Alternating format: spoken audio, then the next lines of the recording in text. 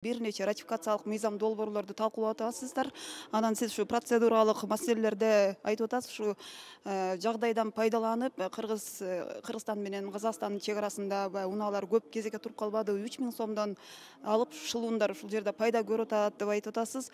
Бул маалымат сизге каяктан келди, каяктан түштү, мунун чындыгы канчалык экен? Эгер чын болсо кандай чара көрүлүш керек деп ойлойсуз? Эми ишеничтүү булактар кайра зынарлап, кайра текшертим. Билесизби, ушундай жагдайлардан баягы пайдаланып калгандар көп да. Муну кощунство деп которушчу. Бул адам кыла турган нерсе эмес да. Орозонун күнү болсо, анан мен ойлонуп турганым ошо жердеги шылуундарбы же ушу бийлик өкүлдөрү аралашканбы жөн эле айтылбайт да. Адамдар ойлоп таппайт. Болгондо да ушул күндөрү биздин мекендештер ошо Казакстанга өткөндөр. Ошон үчүн мындай нерсени айтып элдин үнүн жеткизип коюш керек. Эми мен ишенем, азыр протокол тапшырма кетти. Керекпи катта жөнөтөлү, контролдойду, буга өтө катуу мамиле кылыш керек. Бул мындай караганда жөнөкөй эле каракчылык да. Анан Казакстан чек араны ачпай атат деп канча случай кылдык. Чек араны ачкандан кийин кылган ушул болсун. Кыргыз тарапта пробка көп, ар жакта азыраак деп атпайбы. Муну дагы тиешелүү структуралар текшерип, чара көрүш керек. Ошол жерде чек арачылар бар дегенде, бизде милиция деген бар да. Анан ушулар ушул нерсени кандай билбейт же көз жумдулук мамиле кылып атабы? Эгер билбей калса жакшы. Кокус аралашып кеткен болсо анда өлкөбүздүн эле шору. Ошон үчүн мен Дорамбек Садырбаевдин сөзүн айтпадымбы? Кайра гана кыргызымай, өзүңдүн зөөкүр уулдарыңды, өзүңдүн зөөкүр кыздарыңды кечир депчи.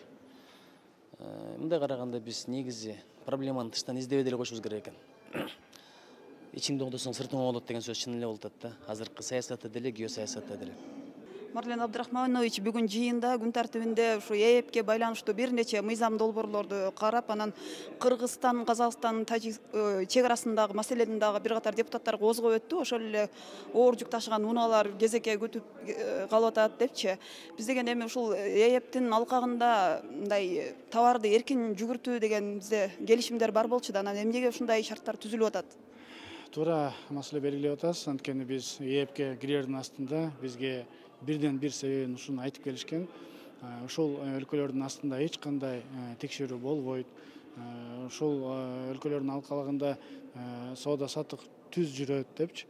Бирок тилекке каршы азыр биз көрүп атабыз, ушул биздин машинелерибиз, товарларыбыз өтпөй, ошол жерде 400дөн 500гө чейин машина жетип калып атат. Бул өтө орчундуу маселе. Бул ошол келишимге түздөн түз карама каршы келип аткан пункттардын бири да. Биз сөзсүз түрдө бул маселени өтө катуу көтөрүшүбүз керек. Бул керек болсо, ушинтип отурган болсо анда бизге бул ЭЭПтин эмне кереги бар деген маселени да козгошубуз керек. Андан сырткары ушул ЭЭПтин алкагында биздин ошол жакта 2 министрибиз бар. Ал жерден өзүнүн жанагындай комиссиясы бар, жана соту бар. Керек болсо ошо комиссия сотуна чейин барганга чейин биз барышыбыз керек да. Буну токтотпосок болбойт. Анткени биз анда келгиле анда ошол ЭЭПтин алкагында бул пунктты алып эле коелу анда анысы жок эле өзүнүн ишмердүүлүгүн жүргүзө эле. Барбы? Аны бардык тараптар түз жана толук аткарыш керек деп эсептейм да. Биз бирден бир ушул өзүбүздүн товардын чыгарып аткан дагы бир себеби бар. Аны биз баары эле түшүнүп турабыз. Бул Казакстан менен Кыргызстандын ортосундагы Кытайдан келип аткан жүктү талашуу болуп атат. Мына ошолор биз аркылуу кармап койсо, Кыргызстан аркылуу өткөн бул проблема экен дейт дагы. Проблемасы жок, Казакстан менен өткөнгө жол түзүлүп атат да. Булар ошондой мындай хитрый ход деп коебуз, болсо туура эмес ходдордун биринин аркагында ушундай болуп атат да. Анда эсиңизде болуш керек, биз ошол жайкы убактарда сууну бекитип койчук. Биз керек болсо ошондой шарттарга барышыбыз керек. Биз сөзсүз түрдө өзүбүздүн суверендик мамлекет болгондон кийин өзүбүздүн күчүбүздү дагы бир көрсөтпөй болсок, бул жылдан жылга көтөрүлүп келаткан туура эмес нерсе болуп атат. Казак тарап өзү кандай жүйө келтирип атат ошо кармаган себебинчи? Эми силер контрабанда ташып атасыңар деп эң эле биринчи немеси ошол болуп атат. Силер баягы единый ставка, таможенный единый ставка болгондо силер аны кармалбай атасыңар. Силер аны мисалы жанагы тканьга 0,4% менен берилет да, жанагындай пошлиналарчы, ошолорду силер тканьдын ордуна башка жазып коюп атасыңар. Же тескерисинче кымбат турган ставканы, таможенный ставканы арзандатыш үчүн товардын наименованиясын, атын өзгөртүп атасыңар деген бизге доомат коюлуп атат да. Бирок ал дооматтын баары четке калып атат. карап көрсө андай нерсе жок. Бирок эми анча мынча болуп калып атат. Бирок эми ал баардыгын текшергенге биз толугу менен мүмкүнчүлүгү жок да. Эми ал ушул биздин ушул жарандардын же болбосо ишкерлердин кылып аткан иши болуп атат да. Негизинен 99% эле бул өз ишмердүүлүгүн түз алып бараткан эле жакшынакай эле биздин ушул жарандарыбыз жана компаниялар да. Бизде Кыргызстандын кызыкчылыгын коргогон ээпти ошо министрлерибиз бар да. Алардын ишине кандай баа берет элеңиз? Сүйлөшүүлөрдү жүргүзө албай атабы? Эми аны мына мен эле эмес, трибунадан дагы бир эки айтып атат. Мен билем ал жерде маселе көтөрүлүп атат, бирок аны ачык айкын катуураак билгизип, катуураак айтып, катуураак иштеш керек деп чакырып кетет элем. Туура кимиси кандай иштеп атканын айтыш кыйын болуп атат, бирок ошол эле учурда жыйынтыгы болбой атканын бул аларга берген биздин баабыз болуп атат да. Ошол мен айткан өзүнчө комиссия бар. Комиссияга батыраак чыгарып, бизге маалым берип, мына Кыргызстан комиссияга киргизди бул маселени. Бул маселени Кыргызстан көтөрүп атат ушул комиссияда, же болбосо соту бар.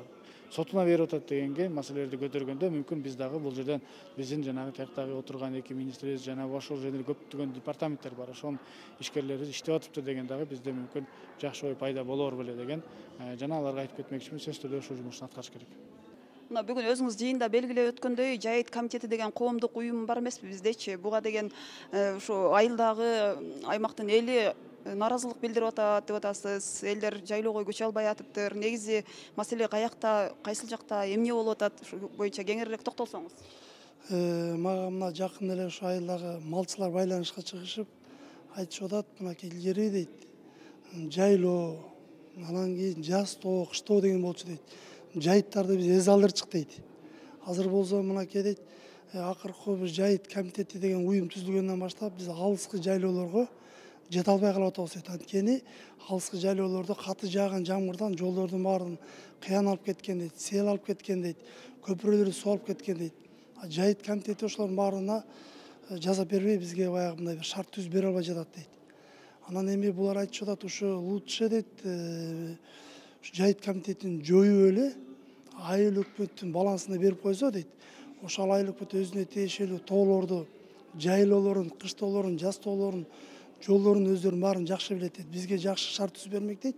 Биринчиден, экинчиден ошол эле кайра малдын санынан түшкөн акча барга беришет экен тыйын. Ошол айыл өкмөткө финансылык булак болуп айыл өкмөттүн бир топ иштерине жарап кетмек да, ошону айтышып атат да.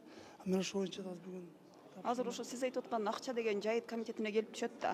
Анан ошол акча эмне үчүн мындай максаттуу колдонулбай, ушу элге, кайра эле ошол малчыларга, чарбагерлерге шарт түзүлбөй атат. Ал акча каяка кетип атат анда? мен ошол боюнча да сурадым. Алардан эси малчылардан акча алып атса, малдын жанына акча алып атса, ал эмне себептен мисалы силерге толук кандуу шарт түзүп бербей атсам, шарт түзүп берет дейт, бирок баягы толук кандуу эмес дейт. Жолдорду баягы алыскы жайлоолорго жетпегендиктен алыскы жайлоолор калып атат дейт. Булар бир жыл районго келип отчет берип коет дейт. Биздин кээде айыл өкмөттөргө да отчет бербейт дейт. Коомдук уюм экенин эч кандай чара колдоно албайт экенбиз дейт. Аида Изапбековна, бүгүн жыйында сиз ушу балдар темасын козгоп атасыз. Бул Кыргызстандагы эң бир олуттуу көйгөйлөрдүн бири. Ошол эле мигранттардын балдары канча жабыркап атат, бала бакча, мектепке бара албай канча балдар жүрөт.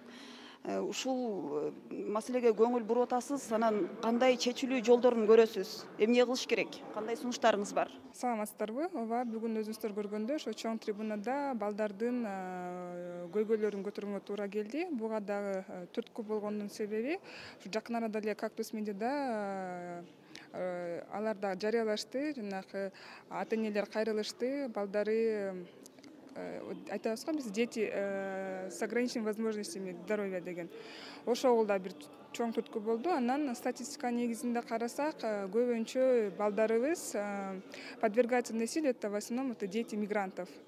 Вот. И я сегодня подняла эти два вопроса. Я думаю, что вот можно решить путем создания новых реабилитационных центров. А насчет детей мигрантов, это вот я сегодня тоже как одно из решений проблем предложила создать электронную базу для выезжающих родителей.